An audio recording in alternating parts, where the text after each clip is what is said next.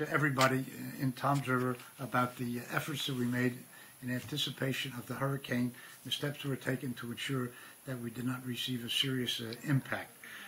When we became aware of the fact that Hurricane Irene was coming up the East Coast and was going to consist of a threat to the Jersey Shore, and in particular Ocean County, we mobilized all of our resources and conducted a pre-storm meeting. The meeting was held at the Toms River Police Headquarters on the Friday before the weekend storm, and we had in attendance at that meeting representatives of our police, our fire, our EMS. We had representatives from Community Medical Center, the Toms River School System, Public Works, and Parks and Public Grounds. We also had representatives from the adjacent towns, either the mayors and the police chiefs, or both of them, so that we could coordinate our efforts in conjunction with the approaching storm. The meeting was conducted by me in cooperation with the Toms River Office of Emergency Management. And during that meeting, we discussed all of the possibilities with respect to the approaching storm. We talked about evacuations, about damages, staging of equipment, things of that nature, opening up of shelters. And by the time the meeting was over, we had a very comprehensive plan as to how we would react. When Governor Christie from the command center at the New Jersey State Police Headquarters in Trenton issued the declaration that the beaches should be vacated, Toms River issued an evacuation order to begin on Friday afternoon, to be completed by noontime on Saturday. Our fire department went up and down the streets of the Barrier Island with loudspeakers advising everybody of the evacuation order.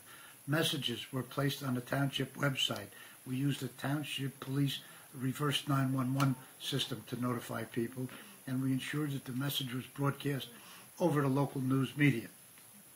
People who needed shelters were brought to one of 3 shelters activated by the Toms River Office of Emergency Management, namely the Toms River High School North Arena, the Toms River Intermediate School North, and the Toms River High School East.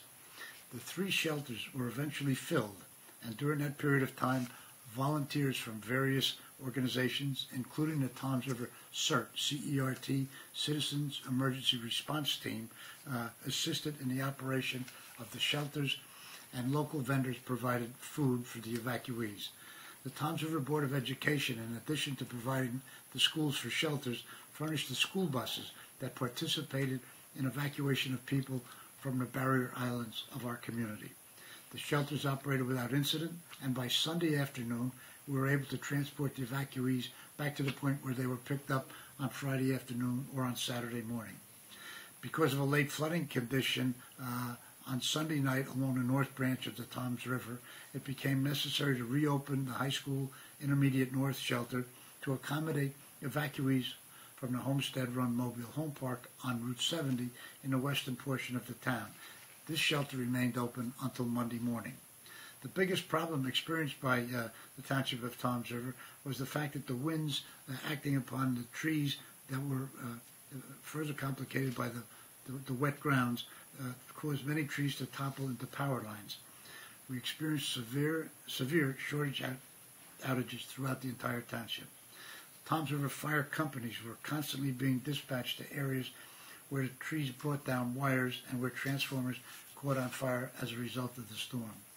Fortunately, as far as we know, nobody suffered any injuries as a result of storm-related conditions. Overall, the advanced meeting and preparation paid dividends in that everything went smoothly.